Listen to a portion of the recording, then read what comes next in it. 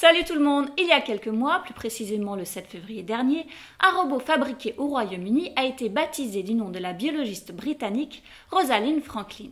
Mais connaissez-vous la raison de ce choix et savez-vous qui était cette brillante scientifique? Je vous propose de rester quelques minutes avec moi, je vais vous raconter l'histoire de cette grande dame.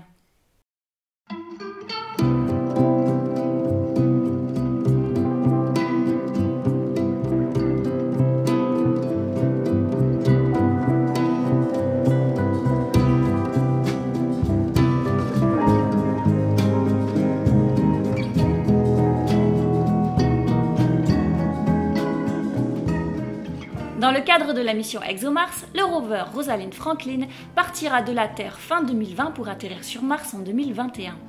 Il devra fourrer le sol martien jusqu'à plus de 2 mètres de profondeur afin d'extraire des échantillons de la planète et les analyser pour découvrir l'indice d'une éventuelle forme de vie passée ou actuelle sur Mars.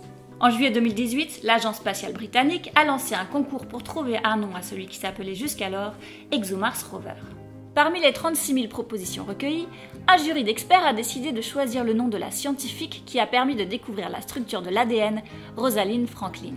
Chris Kidmore, le secrétaire d'État britannique à la recherche et aux sciences, a déclaré « Madame Franklin nous a aidés à comprendre la vie sur Terre et maintenant son homonyme fera la même chose sur Mars. » Et selon Jan Werner, le directeur général de l'ESA, ce nom nous rappelle que l'exploration est dans les gènes humains. La science est dans notre ADN et dans tout ce que nous faisons à l'ESA.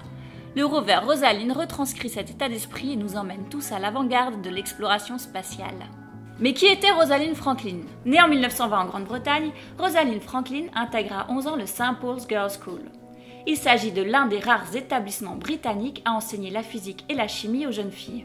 Dès l'âge de 15 ans, elle décide d'être scientifique alors que son père la voyait plutôt se consacrer à du bénévolat pour une œuvre de bienfaisance.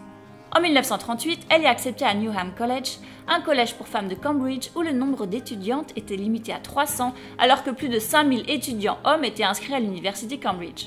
Elle obtient une bourse universitaire et obtient son doctorat en 1945 à Cambridge. Ses travaux sur la porosité du charbon contribueront à la classification des charbons. Très tôt, Rosalind décide de se consacrer à sa carrière et renonce à fonder une famille. Notons que dans les années 30, une femme qui décidait de se marier devait renoncer à sa bourse de recherche à Cambridge. Et ce n'est qu'en 1947 que les étudiantes de Cambridge ont été considérées comme des membres à part entière de l'université. En 1947, Rosalind saisit l'opportunité de travailler au CNRS à Paris. Jusqu'en 1950, elle effectue des recherches au laboratoire des services chimiques de l'État et est formée à la cristallographie au rayon X par Jacques Murray. Également appelée diffractométrie au rayon X, il s'agit d'une technique d'analyse chimique destinée à caractériser les matériaux cristallins. Rosalind obtient par la suite une bourse de recherche de 3 ans au King's College de Londres pour y développer la cristallographie au rayon X. Au moment de son arrivée, Maurice Wilkins, qui utilise déjà cette technique pour étudier la structure de l'ADN, est absent. Leur rencontre commence mal. À son retour, il pense qu'elle est engagée pour être son assistante. Leur relation ne s'améliorera pas par la suite.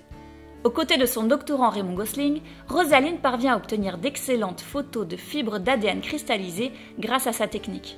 Ces photos permettent de mettre en évidence 2 formes d'ADN que la chercheuse nomme A et B. James Watson et Francis Crick travaillent également sur la résolution de la structure d'ADN au Cavendish Laboratory, mais de manière plus théorique. Le 30 janvier 1953, Wilkins montre à Watson les clichés obtenus par la scientifique à l'insu de Rosalind Franklin. Watson et Crick savent que d'autres données expérimentales de la scientifique sont dans un rapport donné aux membres du comité de biophysique du Conseil de la recherche médicale. Ils demandent à Max Perutz, un collègue de Cavendish qui en fait partie, de les leur montrer, et il accepte. Le cliché 51 pris par la scientifique devient essentiel pour les recherches menées par James Watson et Francis Crick.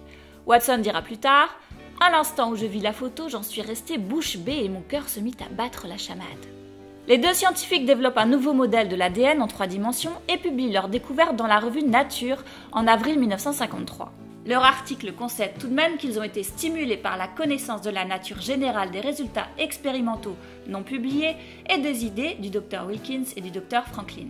En raison de la mauvaise ambiance de l'institution, Rosalind quitte King's College en mars 1953 mais doit y laisser son travail sur ordre du directeur.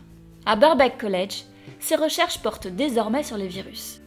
Elle publie 17 articles scientifiques en à peine 5 ans et ses travaux en collaboration avec un chercheur sud-américain, Aaron Klug, permettent la découverte de la structure du virus de la mosaïque du tabac. Aaron Klug reçoit le prix Nobel de chimie en 1982 pour le travail qu'il avait réalisé en partie avec Rosalind.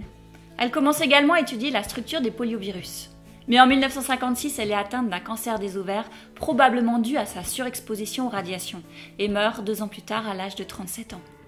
Le 18 octobre 1962, James Watson, Francis Crick et Maurice Wilkins obtiennent le prix Nobel de médecine pour la découverte de la structure à double hélice de l'ADN. Le prix Nobel ne pouvant être décerné à titre posthume, Rosalind ne sera pas récompensée. Et malheureusement, ses collègues ne lui rendent pas l'hommage qu'elle méritait. Le seul à prononcer son nom est Wilkins. Il déclare alors qu'elle a apporté une contribution précieuse. En 1968, James Watson publie La double hélice, un récit très personnel de cette découverte. Dans ce livre qui sera un succès, il décrit Rosalind Franklin comme une personne acariâtre qui aurait pu être jolie si seulement elle s'était donné la peine d'enlever ses lunettes et de faire quelque chose d'intéressant avec ses cheveux. 35 ans plus tard, il reconnaîtra tout de même que Rosalind Franklin aurait également mérité le prix Nobel. Mais finalement, comme le dit Rosalind, les joies de la science résident dans le travail lui-même, et la récompense finale est le progrès du genre humain. Voilà l'histoire de Rosalind qui a eu le malheur de naître à une époque où le travail des femmes scientifiques était bien souvent minimisé. Si ce sujet vous intéresse, n'hésitez pas à regarder ma vidéo sur Jocelyn Bell. Le prix Nobel pour sa découverte des pulsars lui a également échappé au profit de son maître de thèse. Je vous rappelle également que vous pouvez me retrouver sur Facebook, Twitter, Instagram. J'ai même créé un compte Tipeee si des fois vous voulez soutenir cette chaîne. Allez, profitez bien de l'arrivée de l'été et à bientôt pour une nouvelle vidéo.